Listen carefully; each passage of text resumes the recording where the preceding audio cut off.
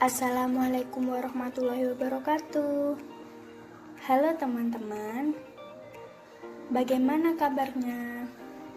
Semoga baik-baik saja ya.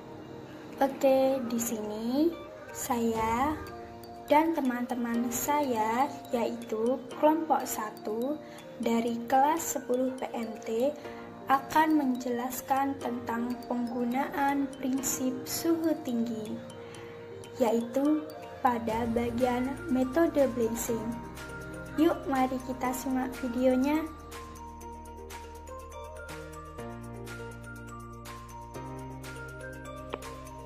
Assalamualaikum warahmatullahi wabarakatuh. Di sini saya akan menjelaskan pengertian dari Blancing. Blancing merupakan suatu cara pemanasan pendahuluan atau perlakuan pemanasan tipe pasteurisasi yang dilakukan pada suhu kurang dari 100 derajat Celcius selama beberapa menit dengan menggunakan air panas atau uap.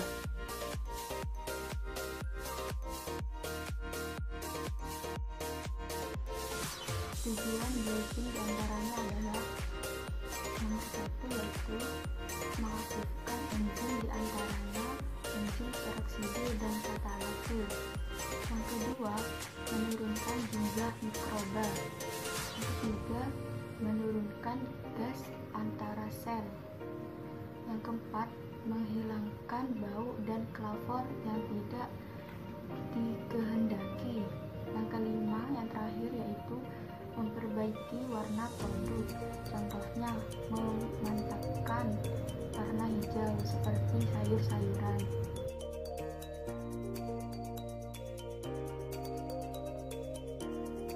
Di sini saya akan menjelaskan dampak Blancing, diantaranya yaitu berat badan, zat gizi, senyawa toksik, mikroorganisme kontaminan, enzim, struktur dan tekstur, dan yang terakhir gas antar sel.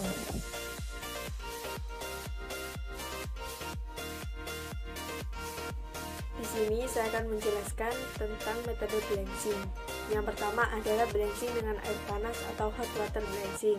Metode Blancing ini hampir sama dengan proses perebusan. Metode ini cukup efisien, namun memiliki kekurangan, yaitu kehilangan komponen bahan pangan yang mudah larut dalam air serta bahan yang tidak tahan panas.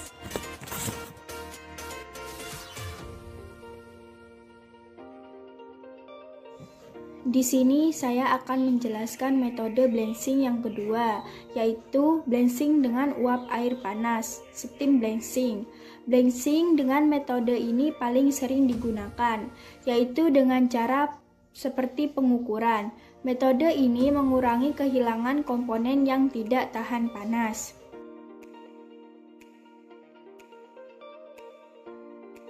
Contoh mesin Blancing, yaitu yang pertama rotary drum. Rotary drum yang terdiri dari sebuah drum berputar secara substansial ditutup untuk meningkatkan efisien proses. Yang kedua, batch blancher. Batch blancher adalah mesin pengolah makanan untuk merebus atau memasak ikan, daging, makanan vegetarian, sayuran. Ini adalah mesin mendidih yang digunakan untuk jenis makanan yang bisa direbus dengan air. Dan yang terakhir adalah blood blancher. Blood blancher digunakan untuk pengupasan kulit buah atau kacang-kacangan. Juga bisa meningkatkan cita rasa pada beberapa sayuran seperti brokoli.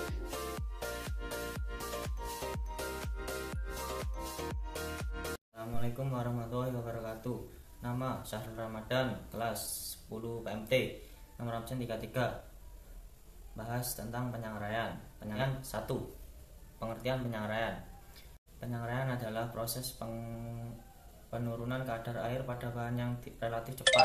Biasanya bahan pangan yang diproses dengan sangrai, biasanya jenis biji-bijian, kacang-kacangan, serealia, dan bahan makanan yang memiliki kadar air yang rendah. Waktu yang digunakan saat proses penyangrai adalah tergantung pada jenis bahan yang disangrai. 2. Tujuan penyangraian: 1. Mengembangkan cita rasa dan aroma yang khas bahan. 2. Penyangrai menurunkan kadar air. 3. Mematikan mikroba. 4. Memudahkan dalam proses penghalusan atau penghancuran. Sekian dari saya. Wassalamualaikum warahmatullahi wabarakatuh. Saya Yunita Rahmawati dari kelas 10 PMT absen 36. Faktor-faktor yang mempengaruhi penyangraian. 1. Kualitas bahan. Bahan yang disangrai juga mempengaruhi hasil dari penyangraian. 2. Suhu penyangraian. Suhu yang digunakan pada saat penyangraian berpengaruh pada bahan. 3. Media yang digunakan. Media bermacam-macam sehingga terjadi perbedaan hasil dari penyangraian. 4. Pemanas yang digunakan. Pemanas mempengaruhi karena berhubungan dengan suhu. 5. Jumlah bahan yang disangrai. Jumlah bahan berpengaruh karena banyaknya bahan yang disangrai akan tidak merata matangnya. 6. Teknik yang digunakan. Teknik ada yang manual dan 4. Kelebihan proses penyaraian. Produk yang dihasilkan lebih tahan lama. 5. Kekurangan proses penyaraian. 1. Umumnya hasil yang dihasilkan matangnya tidak merata. 2. Warnanya beda atau tidak merata. Proses membutuhkan waktu yang cukup lama. Kebanyakan hasilnya gosong. Assalamualaikum warahmatullahi wabarakatuh. Perkenalkan, nama saya Siti Amanda. Saya dari kelas 10 PMT absen 32. Saya di sini akan membahas tentang contoh penyangraian. 1. Penyangraian yang dilakukan pada biji kakao. Hal ini dilakukan untuk mengembangkan cita rasa dan aroma khas coklat, menurunkan kadar air, mematikan mikroba, dan menggelembungkan kulit biji, dan membuat kulit biji mudah dilepaskan dari nib dan membuat nib lebih renyah. 2. Penyangraian yang dilakukan pada biji kopi. Kopi kering jenis Robusta sebanyak 100 gram dan kadar air awal 11% dimasukkan ke dalam penyangrai dengan pengadukan manual. Sumber panas yang dilakukan adalah kompor listrik dengan suhu permukaan plat dijaga konstan dengan menggunakan sebuah alat termokontroler. Dilakukan selama 12 menit dan dengan suhu permukaan 160 derajat Celcius, 180 derajat Celcius, 200 derajat Celcius, dan 220 derajat Celcius. Sekian dari saya. Terima kasih. Wassalamualaikum warahmatullahi wabarakatuh. Assalamualaikum warahmatullahi wabarakatuh. Saya dari kelompok 5. Nama saya Siti Halimatus Sa'diyah, perwakilan kelompok 5. Materi metode penggorengan. Nama kelompok 1. Siti Halimatus Sa'diyah. 2. Rafika Muhliza. 3. Resa Senja Permana. 4. Rifda Nur Rodia. 5. Riris Widayanti. 6. Siti Maisyaro. Muhliza. 3. Resa Senja Permana. 4. Rifda Nur Rodia. 5. Riris Widayanti. 6. Siti Maisyaro. Saya dari kelompok metode penggorengan. Saya di sini akan menjelaskan tentang pengertian metode penggorengan. Penggorengan adalah proses yang perpindahan panas dan uap air secara yang memerlukan energi panas untuk mengucapkan kandungan air. Bahan yang digoreng dengan minyak sebagai media. Menghantar panas produk hasil penggorengan ditentukan oleh kandungan minyak pada produk yang digoreng. Produk yang banyak mengandung minyak umum memiliki umur simpan relatif pendek misalnya donat, produk ikan maupun produk ternak. Penggorengan dapat dibagi menjadi 3, yaitu griddling, 2 pan frying, 3 deep frying. Sekian dari saya. Wassalamualaikum warahmatullahi wabarakatuh.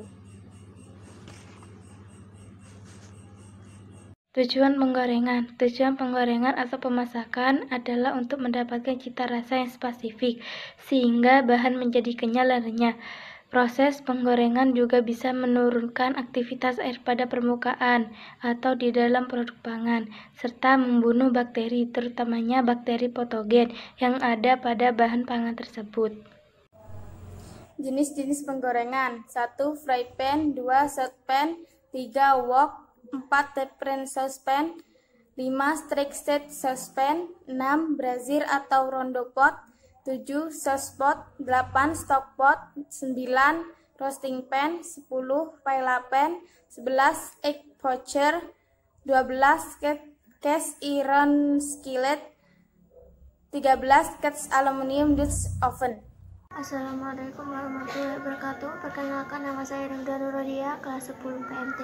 Di sini saya mau menjelaskan tentang fungsi metode penggorengan. Fungsi metode penggorengan ialah untuk mematangkan suatu yang kita masak dan pengawetan bahan. Sekian dari saya. Wassalamualaikum warahmatullahi wabarakatuh.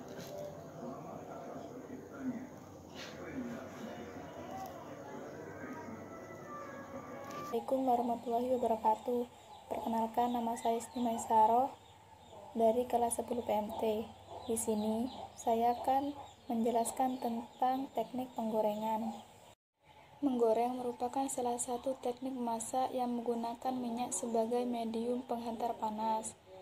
Menggoreng memiliki teknik yang berbeda-beda, yaitu 1.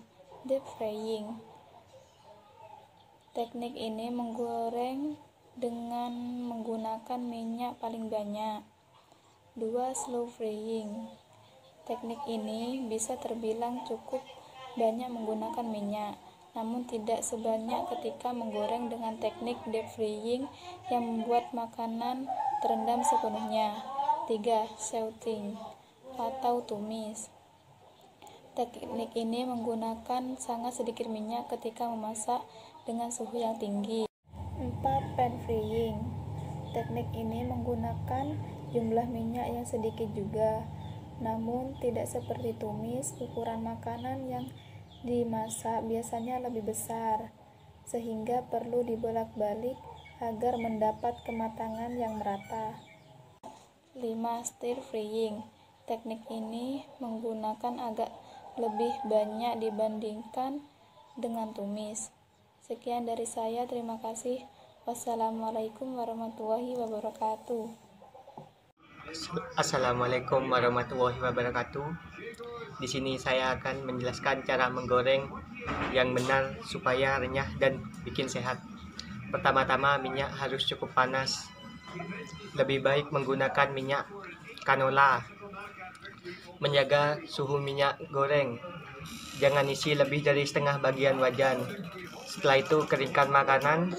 Jangan menggunakan minyak berulang-ulang kali.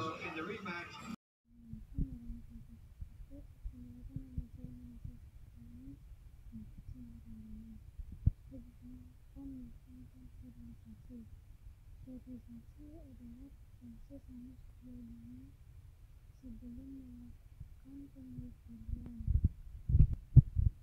Sterilisasi dilakukan pada bahan dan alat memiliki laboratorium, dan keterangan lembaga. Bagian pertama, sterilisasi menjelaskan tentang sterilisasi cairan dan katakan.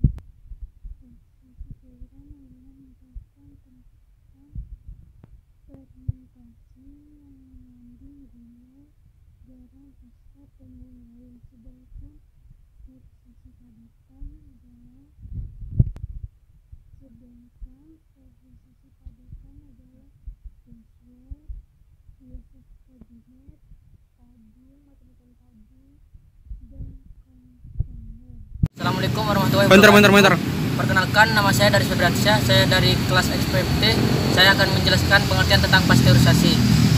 Pasteurisasi adalah sebuah proses pemanasan makanan dengan tujuan membunuh organisme merugikan seperti bakteri, protozoa, kapang, dan kamir. Dan suatu proses untuk memperlambat pertumbuhan mikroba pada makanan. Proses ini diberi nama atas penemuannya Louis Pasteur, seorang ilmuwan Prancis. Tujuan pasteurisasi adalah sebuah proses pemanasan makanan dengan tujuan membunuh organisme merugikan seperti bakteri, protozoa, kapang, dan kamir. Dan suatu proses untuk memperlambatkan pertumbuhan mikrob pada makanan. Proses ini diberi nama atas penemunya Louis Pasteur, seorang ilmuwan Prancis. Tes pasteurisasi pertama diselesaikan oleh Pasteur dan Claude Bernard pada 20 April 1862. Pasteurisasi adalah salah satu proses terpenting dalam penanganan susu. Proses pasteurisasi perlu dilakukan dengan benar, sehingga membuat susu memiliki umur simpan yang lebih lama. Suhu dan waktu pasteurisasi adalah faktor penting yang harus diukur dalam menentukan kualitas dan kondisi umur simpan susu segar. Untuk waktu yang temperatur proses yang digunakan pada tipe-tipe pasteurisasi, metode pasteurisasi yang umum dipakai adalah metode ini. Dipilih karena dapat menghasilkan volume susu pasteurisasi yang lebih banyak dengan waktu proses yang lebih singkat. Pasteurisasi adalah proses sterilisasi bahan baku yang tidak tahan panas seperti susu untuk menemukan perubahan kimiawi, fisik, dan organoleptik.